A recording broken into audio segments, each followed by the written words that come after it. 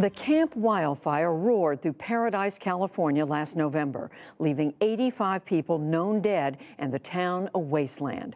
As demolition crews continue to clear tons of toxic ash and debris, there are concerns about the environment, public health, and the safety of the water. Special correspondent Kat Wise reports on how survivors are trying to bring some sense of order back to their lives. It's part of our weekly series, Leading Edge, on science and technology. I pledge allegiance to the flag of the United States of America. The morning ritual is the same, but life has changed dramatically for these Paradise students since November 8th. Many left for school on that sunny morning, never to see their home again. A former hardware store in Chico, 15 miles away, is where classes are now being held. Their middle school was only partially damaged, but like many in the area, it remains closed. At the new location, every attempt has been made to keep things as normal as possible. All right, so a chance to show off your spirit next week. Breakfast is served on checkout counters. Classes are held in converted aisles where shelving that once held tools now supports students. There's a library, a gym of sorts, rows of donated shoes and supplies, and many messages of support from around the country. If you could just raise your hands, how many of you lost your home? Your home is gone. Okay. So all of you but two. On the day we visited, a group of sixth graders were meeting with Elaine Collins. She's one of 20 counselors who've been brought in by Butte County to support students and staff as they cope with the trauma of the wildfire. If you could pick one character trait that has gotten you through this, yes. Courage. Courage. Yeah, I think you're all amazingly courageous and brave. Strong. Yeah, so your strength has gotten you through this. What has been the hardest thing since November 8th? Yeah. A new living situation. New living situation, okay. Losing my home and what I treasured for 11 years. Like many of the new counselors, Collins came out of retirement to help. She's been working with students of all ages.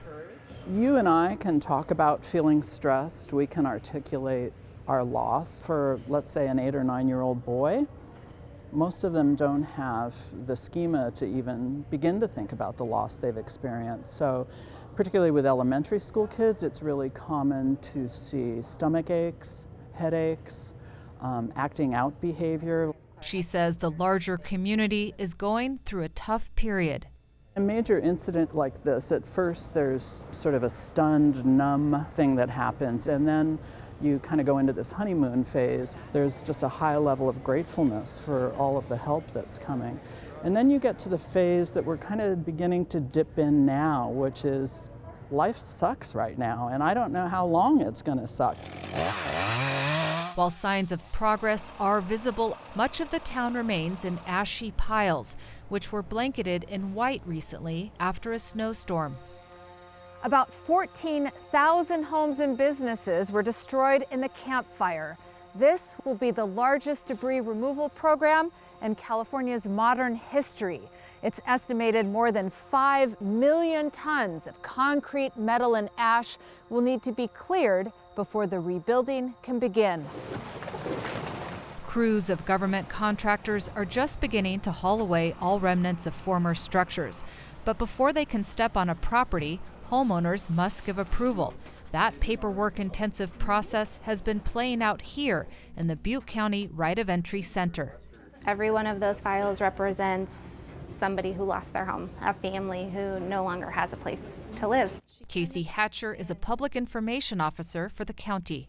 We're going to have a variety of options in order to meet the need for so many people to rebuild and be housed. There's the temporary housing opportunities that will be brought in by FEMA. The local communities have passed ordinances to help relax provisions for people to live in temporary housing like RVs or trailers.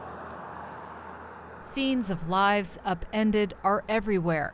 Trailers parked next to burned lots, cars packed with possessions, and nearby hotels crowded with long-term guests. Paradise resident Michael Baca is one of those trying to make do in uncertain times. It's not what it used to be, you know. but we're all right. He's moved back on his uncleared lot, an arrangement local officials initially approved but then banned when FEMA announced late last month that federal funding could be jeopardized if residents were allowed to live in potentially toxic areas. Baca says he wants to stay put. Until they come and clean it up, I don't believe there's any reason why we should leave.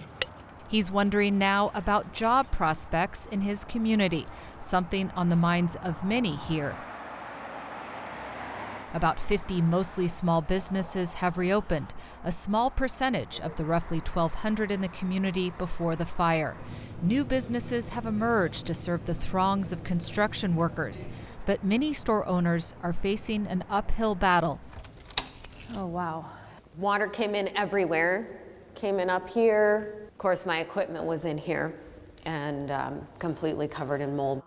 This now soggy retail space was once a lively Curves gym owned by Jenny Harris. Hot embers created holes in the roof of the building she rented, which allowed rain in for weeks before she and other residents were allowed to return.